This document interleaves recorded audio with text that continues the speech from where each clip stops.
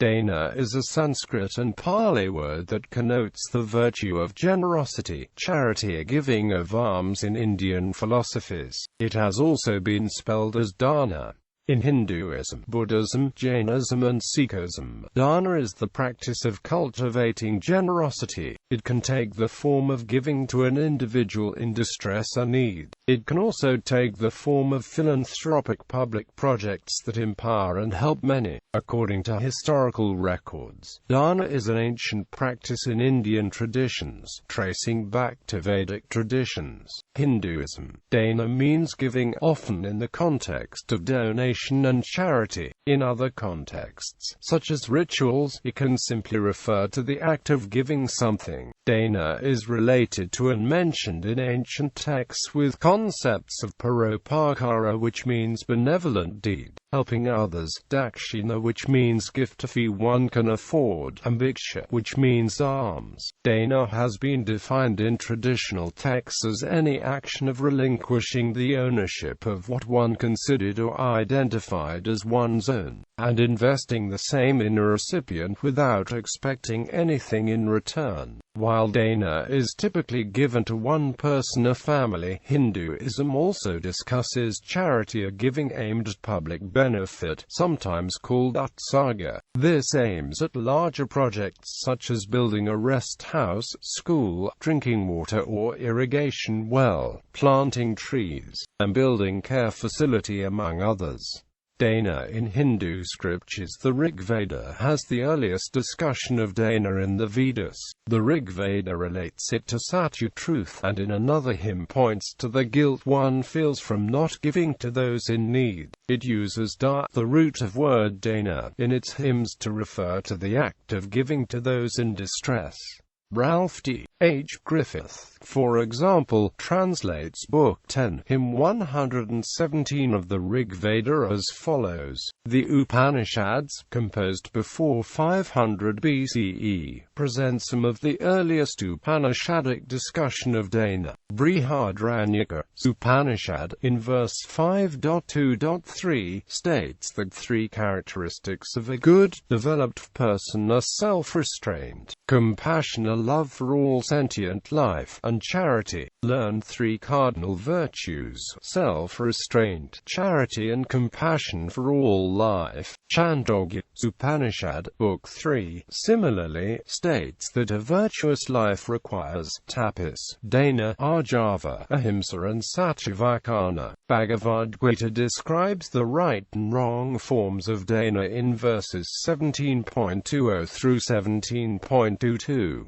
It defines satvikam charity, in verse 17.20, as one given without expectation of return, at the proper time and place, and to a worthy person. It defines rajas charity, in verse 17.21, as one given with the expectation of some return, or with a desire for fruits and results, or grudgingly. It defines tamas charity, in verse 17.22, as one given with contempt to unworthy person, at a wrong place and time. In Book 17, Bhagavad Gita suggests steadiness in satvikam dana, or the good form of charity, is better, and that tamas should be avoided. These three psychological categories are referred to as the gunas in Hindu philosophy. The Adi Parva of the Hindu epic Mahabharata, in chapter 91, states that a person must first acquire wealth by honest means, then embark on charity, be hospitable to those who come to him, never inflict pain on any living being, and share a portion with others whatever he consumes.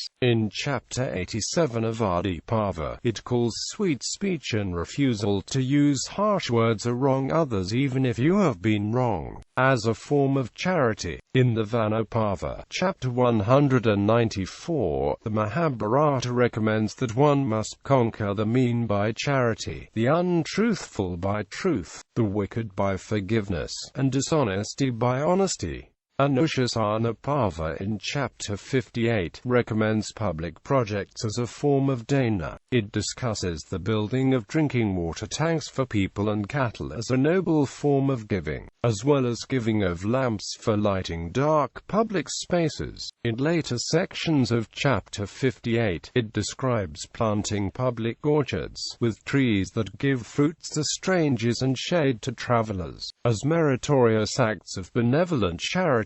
In Chapter 59 of Book 13 of the Mahabharata, Yudhishthira and Bhishma discuss the best and lasting gifts between people, an assurance unto all creatures with love and affection and abstention from every kind of injury, acts of kindness and favor done to a person in distress. Whatever gifts are made without the giver's ever thinking of them as gifts made by him, constitute, O chief of Bharata's race, the highest and best of gifts.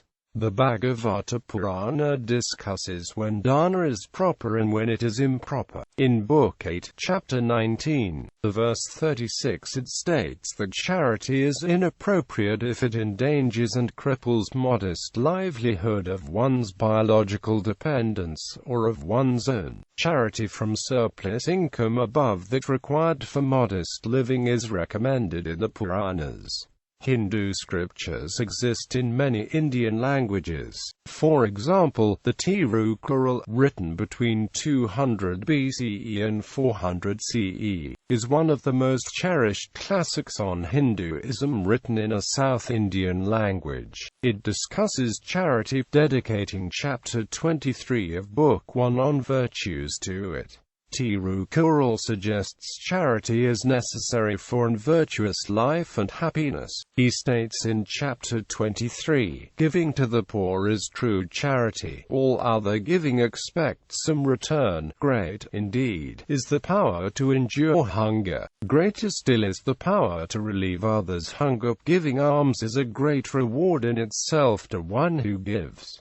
In Chapter 101, he states, believing wealth is everything, yet giving away nothing, is a miserable state of mind. Vast wealth can be a curse to one who neither enjoys it nor gives to the worthy. Like the Mahabharata, Thirukural also extends the concept of charity to deeds, words and thoughts. It states that a brightly beaming smile, the kindly light of loving eye, and saying pleasant words with sincere heart is a form of charity that every human being should strive to give. Dāna in rituals. Dāna is also used to refer to rituals. For example, in a Hindu wedding, Kanyadana refers to the ritual where a father gives his daughter's hand in marriage to the groom, after asking the groom to promise that he will never fail in his pursuit of Dharma, Artha and Kama. The groom promises to the bride's father, and repeats his promise 3 times in presence of all gathered as witness. Other types of charity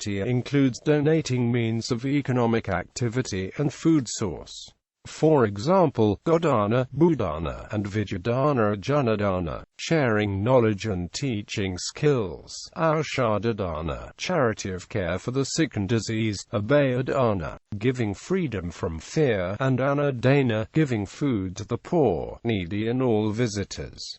The effect of Dāna, charity, is held as a noble deed in Hinduism, to be done without expectation of any return from those who receive the charity. Some texts reason, referring to the nature of social life, that charity is a form of good karma that affects one's future circumstances and environment, and that good charitable deeds leads to good future life because of the reciprocity principle. Other Hindu texts, such as Vyasa Samhita, state that reciprocity may be innate in human nature and social functions, but Dāna is a virtue in itself, as doing good lifts the nature of one who gives. The texts do not recommend charity to unworthy recipients or where charity may harm or encourage injury to or by the recipient. Dāna, thus, is a dharmic act, requires idealistic normative approach, and has spiritual and philosophical connotations. context. The donor's intent and responsibility for diligence about the effect of dana on the recipient is considered as important as the dana itself. While the donor should not expect anything in return with dana, the donor is expected to make an effort to determine the character of the recipient, likely return to the recipient and to the society. Some medieval-era authors state that dana is best done with shraddha, which is defined as being in good will, cheerful, welcoming the recipient of the charity, and giving without anasulya. These scholars of Hinduism, states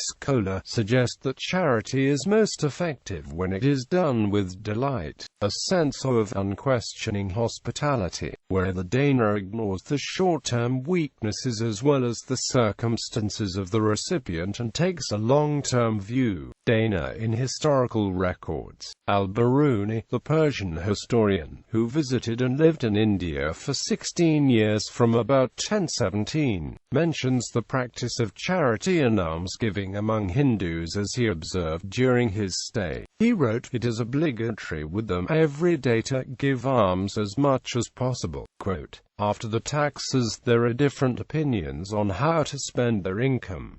Some destine 1/9 of it for alms. Others divide this income into 4 portions. 1/4 is destined for common expenses, the 2nd for liberal works of a noble mind, the 3rd for alms, and the 4th for being kept in reserve." Satrams, called chaudhry, dharamshala, or chathrams in parts of India, have been one expression of Hindu charity. Satrams are shelters for travelers and the poor, with many serving water and free food. These were usually established along the roads connecting major Hindu temple sites in South Asia as well as near major temples. Hindu temples served as charitable institutions. Bernstein states that South Indian temples collected donations from devotees. During the Chola dynasty and Vijayanagara Empire periods in 1st millennium through first half of 2nd millennium AD, these dana were then used to feed people in distress as well as fund public projects such as irrigation and land reclamation. Hindu treatises on dana. Mitaksara by Vinayasvara is an 11th century canonical discussion and commentary on dana, composed under the patronage of Chalukya dynasty. The discussion about charity is included in its thesis on akara. Major Sanskrit treatises that discuss ethics, methods and rationale for charity and almsgiving in Hinduism include, states Maria Heim, the 12th century Dana Kanda, Book of Giving, by Laxmidara of Kanayu, the 12th century Dana Sagara, Sea of Giving, by Balalasena of Bengal, and the 14th century sub-book Danakanda in Kata of Argasintamani, the Gem of the Four Aims of Human Life, by Hemadiri of Devagiri. The first two a few hundred-page treatises each, while the third is over 1,000-page compendium on charity. From a region that is now part of modern-day eastern Maharashtra and Telangana, the text influenced Hindus of Deccan region and South India from 14th to 19th centuries. Buddhism. Dana as a formal religious act is directed specifically to a monastic or spiritually developed person. In Buddhist thought, it has the effect of purifying and transforming the mind of the giver. Generosity developed through giving leads to experience of material wealth and possibly being reborn in happy states. In the Pali canons Dayajanu Sutta, generosity is identified as one of the 4 traits conditioning happiness and wealth in the next life. Conversely, lack of giving leads to unhappy states and poverty. Dana leads to one of the paramitas or perfections, the Dana paramita. This can be characterized by unattached and unconditional generosity, giving and letting go. Buddhists believe that giving without seeking anything in return leads to greater spiritual wealth. Moreover, it reduces the acquisitive impulses that ultimately lead to continued suffering from egotism. Jainism. Dana is, as with Hindu texts like Mitaksara and Vanu Purana and in Buddhist texts, described as a virgin duty in Jainism. It is considered an act of compassion and must be done with no desire for material gain. 4 types of dana are discussed in the texts of Jainism: ahara dana, osada dana, jnana dana, and abhaya dana. Dana is one of 10 means to gain positive karma in the soteriological theories of Jainism. Medieval-era texts of Jainism dedicate a substantial portion of the discussions to the need and virtue of dana. Sikhism. Dana, called vachako, is considered one of 3 duties of Sikhs. The duty entails sharing part of one's earnings with others, by giving to charity and caring for others. Examples of dana in Sikhism include selfless service and langar.